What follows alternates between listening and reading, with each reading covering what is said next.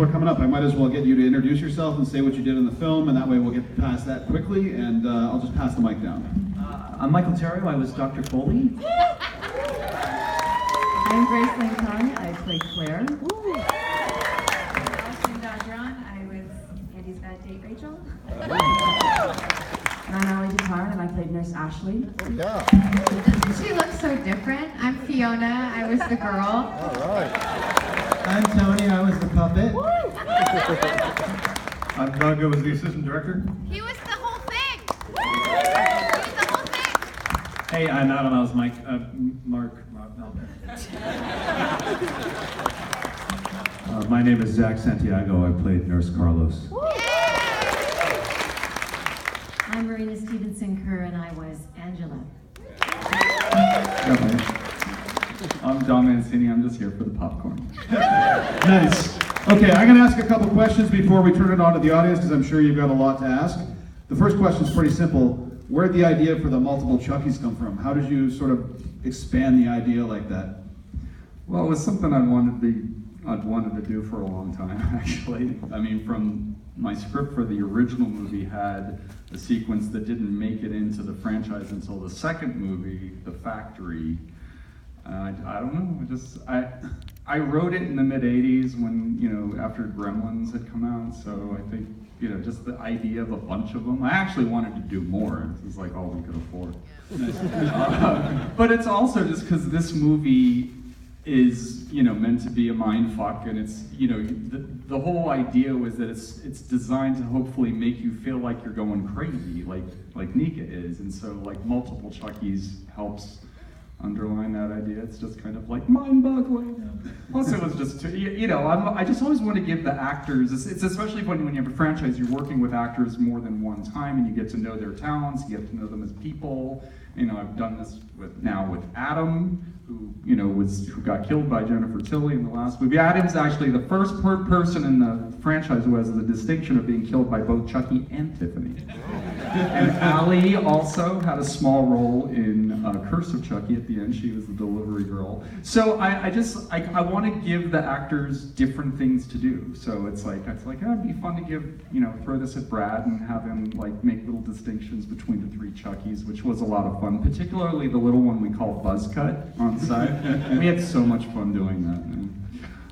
Anyway, and it was that was like scene 74 was the big bear in the schedule, as Doug will attest. And I was rewriting it constantly, all through pre-production, all through the shoot, because I just felt like I didn't get it right. I think initially I was afraid of making it too goofy, and then it was kind of flavorless. So I mean, it seems like it works. There is a small, my voice just that little chuckling. There is a small but annoyingly vocal contingent of some fans who think it's just too funny. It's like you've made it too much like Seed of Chucky. Right. Did I? Thank you. Yeah. Excellent. Okay, I had a question for Fiona, actually. You technically have to play your dad in all his mannerisms. So did you study tapes, or did you just remember? I'll pass you my mic, because it's way Don easier. Mancini, will you pass me your mic? You can use mine. Did I? No, I had an interesting conversation with my dad, which was like, I didn't want to imitate him, but I kept on. So Don and I have become really good friends since Curse of Chucky, and we've spent holidays together. And when I laugh sometimes, he was like, "That's it. That's the character. That's it. That's the cackle. Do that. Do that." Because we had the plot in mind for maybe he had the plot in mind, and I had I like to give my opinions. As they all do. I welcome everyone's opinions. This movie was extremely collaborative. Super collaborative, yeah, it was really collaborative. And I didn't want to imitate my dad. And I had a couple conversations with him that were interesting about what makes Charles E. Ray tick, and then tried to do my own thing. And Charles E. Ray's just a dick, and he loves his job, and that's it. Okay, one quick question for Tony Gardner, and then we'll pass it on to you folks. Tony. To everybody, yeah. Yeah, to everybody, yes. When puppeteering 3 different puppets, how do you get the mouths to sync up first? Is there like a process to... Good luck. Yeah, okay. As simple as you can answer. Okay, well, what we do is we make Don Mancini deliver the lines of dialogue into a tape recorder. And then we take that and we put it into Charles Lee Ray's cadence. And then we dump that into the animatronic heads. Sort of like a stenographer would, use your hand to record dialogue. We're recording the movements of the mouth, the phonetic mouth shapes, while the dialogue's playing. And then we can go back in the computer after we've locked that in, but we can fine tune it so that we can get the specifics of the phonetics right. And then we have to designate each line to a different puppet, and then we have to lock that in, and then we go on set. It's like, fortunately, at that point, we have all the dialogue down, so we don't have to like angst out about making sure everything's right and blowing a take on not getting that O or this P or whatever, and then we focus on the performance.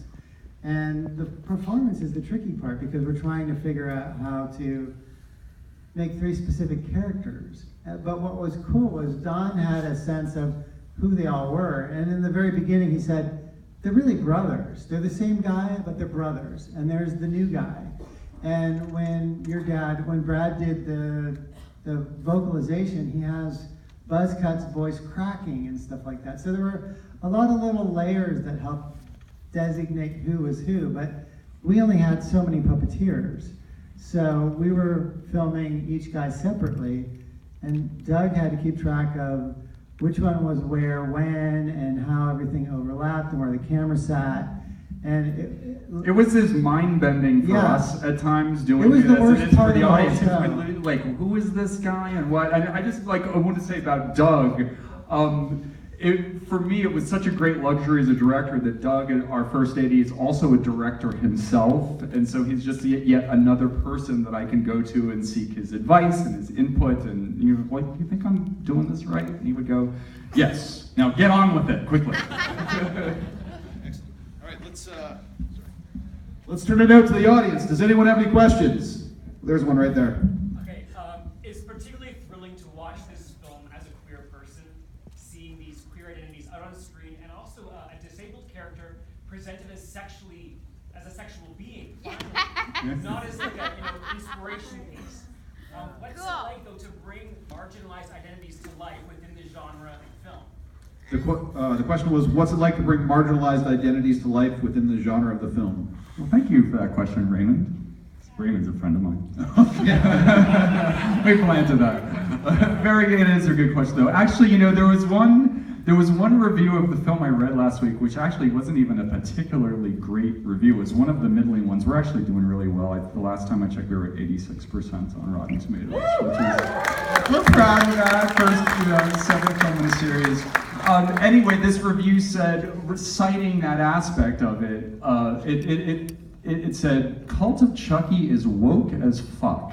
And I was very flattered about that. And the other aspect about it they cited as woke was that the character of Carlos was just casually Latino gay guy who just happens to be there. He actually had an entire storyline which we had to cut. Not my idea to cut it. Should we give it to Zach to tell us? Let's have Zach talk about it. That's a great idea.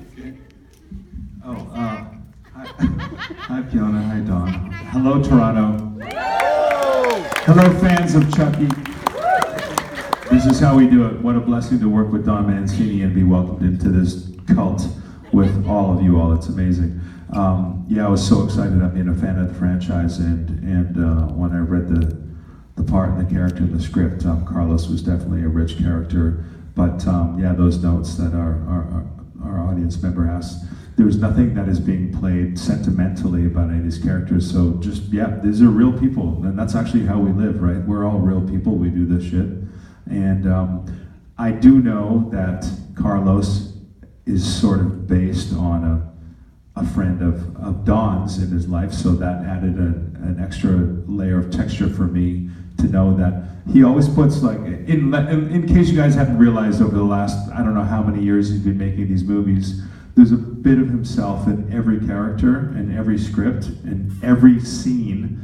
Whether we live or die, there's part of this man inside it. So Carlos was an homage to a friend of his, so that just gave added pleasure for me as a performer and an artist to try to bring some of that to life. So, it's Cult of Chucky, what's up? But do check out his scenes on the DVD. I won't tell you exactly, but it is an interesting storyline. It intersected with Allie's storyline. She lost a little bit too. And this same review, I was very happy to see that it said, she has a whole life going on. And it said that Allie created a character who was the anti-Nurse Ratched, that she's like this compassionate person. And you can see, so I like the fact, hopefully that like these scenes are getting more attention than if they had stayed in the movie. Nice. Does anyone else have any questions? Oh, right there. Yeah, if you had to choose any other slasher icon for Chucky to Freddy. Have you been asked that question before? I've been asked that question. I have given my whole pitch for it. Freddy versus Chucky. Child's Play on Elm Street. Chucky, it's a horror version of Dirty Rotten Scoundrels. Chucky ends up in the bedroom of some kid on Elm Street. He falls asleep. Yes, there's an answer to the question you might be wondering. Does Chucky sleep and dream? He does. He meets Freddy in the dream world, and they're kind of fans of each other. I like your technique. I've always been a fan. But then they realize Elm Street's not big enough for the two of them, so they have a contest. Whoever can kill the most kids before sunrise gets to say. And I would pay to see that, right? Nice. I think we have time for two more. Oh, down here? Okay, yes. Right there. Sure. You, sir. Okay. So Pause. First and foremost, I just want to say, fantastic film. Thank you so much. Amazing franchise. I gotta ask, what happened to Glenn/Glenda? Yeah, Don. I love Glenn Glenda. We had references to Glenn and Glenda in the script. I am unfortunately not a Final Cut director. Here I am, 54 fucking years old. I don't have Final Cut. It's very hard to get Final Cut, but this is something that they made me cut. But there was a reference to it. I love those characters. It's really gratifying to me as a gay guy, just to see as the years have gone on, that like young gay people will tweet to me and say how much that character meant to them, and I love that. I hope to bring Glenn back sometime, but it was in the car at the end when the two girls get in, and Jennifer looks sad, and Nika/Chucky says, "What?" And she says, I feel just feeling bad about Alice. Ever since Glenn ran off with his boyfriend and Glenda went to prison, it's kind of nice having us around. But anyway, they made me cut it, but I hope to bring him back sometime. Nice. Okay, one more question. Anyone? Up there. Yeah, right here. Hey man, you're looking pretty good. Like, you made these movies in 1988, and pretty good. What's your diet like? What's that? Yeah, what kind of diet you on? The question is, you look good for someone who's been making movies so long. Bless you. And what kind of Have you ever seen Death Becomes Her? It's the potion, right? That's the potion. Wait, before we wrap up, can I very quickly, because I want to give everyone a chance to say something. Okay. Well, This is Marina Kerr. We first met on Channel Zero in season 1, where she played Mrs. Booth, and we had, say something very quickly about that. Okay. Why not? It was the middle of the night, and there was this handsome, brooding man. I didn't know you were gay till just now, so super disappointed. And I said, well, who's that? And someone, well, that's Don Mancini, and he's one of the writers, and he's just arrived. So I went and introduced myself, and he was still brooding, and every time I asked for help, brooding. Every time I asked for, now when my character, because the character had a long storyline, so I would check in with him. So where is she now? Am I right that she's here? And one night he turned to me, and I asked him a specific question, and he went, no! Yes, remember this? And he said he doesn't remember that he was that firm and that angry, and I didn't take it personally. And you were firm that I was wrong in my question. And I thought, okay, I was totally off base. And then I worked with him on Chucky and found out that that is just the conviction of a man that is the sweetest man in Hollywood. Right here. They're just like passing the mic so I can get compliments. Adam! Adam, give me a compliment. No, What can we not say? a compliment. No, he doesn't have to compliment me. But anyway, Well, we can do something that would be really quick. There was like all this speculation before the movie came out. Who is Adam playing? Wait, he got killed in the last movie. What the fuck? What's going on? And so there are all these like theories like, oh, maybe he's Glenn or Glenda. People like thought that, and I like oh, let's let them think that. I was just worried, are they gonna find it anticlimactic that he's just playing another character? He's a great actor. Didn't you think it was great? Because he had to really play 3 different guys. Remember at one point in pre-production, I had some lame idea where I thought, you know, Adam, maybe you should just like sort of play it all the same. And Adam's like going, that's not gonna happen. I think we have to say something about Grace. Yes. Grace, who plays Claire. The scene with the glass and the decapitation. We had a great time planning and executing that. So clever. And Grace is such a precision actor that I could put the camera on her, and it's like I want to have a tear, and she can produce tears at will. My choice, which eye. I mean, seriously, it's just like insane. But also, like, but one of the things I think we're both very proud of is that a number of people in reviews have mentioned that scene has a little bit of emotion. Actually, it's like you feel bad for this person. I mean, one of the things we all tried to do was like make all of these people real, and then like there's pain. You know, there's a lot of pain going on in this movie. I was depressed when I wrote it, I guess. And so I was very conscious of having to push all the actors to tears at one point or another, and then I just am I just a sadistic fuck? Anyway, she did great. I feel like you kind of pulled it back, because when I auditioned, also my death was different when I auditioned. I was being like chased around by Chucky, and then he dumped water. I was getting waterboarded, and then I got electrocuted, and then I got set burst into fire. flames. Yeah, I burst into flames. So I'm taping this audition tape at my friend's house that he's house sitting at in Eagle Rock in California, and I'm screaming in a residential neighborhood and just throwing myself around in a chair, being like, "Wah!" Like, it was insane, but it was such a fucking special audition. It was like, you don't get to do that all the time. And then when I met Don, he was like, okay, I think we're gonna change it. And I was like, when my agent told me, I was like so crushed, because I was like, oh, it was so beautiful, it was gonna be amazing. And then Don started to talk me through what ended up being what you guys saw. And I was like, it's beautiful, and the way that it was shot. Like, Don and I talked a lot when we were prepping just about our love of film. And we got into you know, we were talking about like Leave Her to Heaven, like just talking about architecture, and like, and I saw, like, it was the first time that I've seen it here, and it was so beautiful. It was just beautifully shot, and I felt like watching it, it was so clear your love of film, your love of all genres and filmmaking and acting. Yeah, and I feel like even when that death, like that gruesome death scene, that there was so much beauty, and it was such a pleasure to die that way. Really. Yeah, I'm just worried about my mom seeing it. And Michael Terrio wins the award for the actor who's least like his character. But Michael, tell them about the shoe scene. Oh yeah, this is my favorite story, actually. So we were shooting the scene with the red shoes, and you know, it was really intense. And long. And the things that the shoes too, at the last moment they couldn't use the shoes they wanted. They had to lacquer another pair of shoes. There was a reason, I can't remember.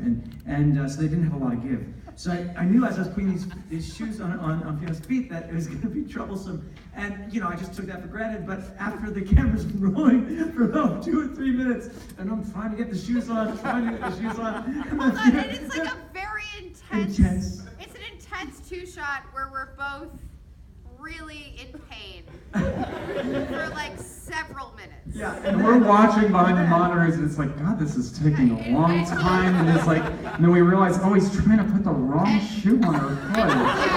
Yeah, we are like really fucking talking in it, me and you, for just a long, like way too long. Just going on and on. It just went on for minutes and minutes, and they're both staying in the scene. And finally, he squeezes his left shoe onto her right foot. And Fiona goes, Michael, they're on the wrong feet. But he just kind of like, they're still in the scene, and then Michael kind of goes, as if like on his face it looked like, and now to the next shoe. That was awesome. Fucking all right, Professor Foley, whatever the fuck. Professor Foley. It was an amazing time. It was really fun. Sorry, I don't mean to cut this off. We have another screening coming at midnight. But we just want to take over. We're going to talk. You can go to the pub after this. They'll be there. You can talk to them there and ask all the questions you want. Be nice about it. If you still want to get your photo taken, you can go to the top of the stairs with the photo wall. I hope you had a great time. Please give them a big round of applause. Thank you so much for coming. Thank you for coming out.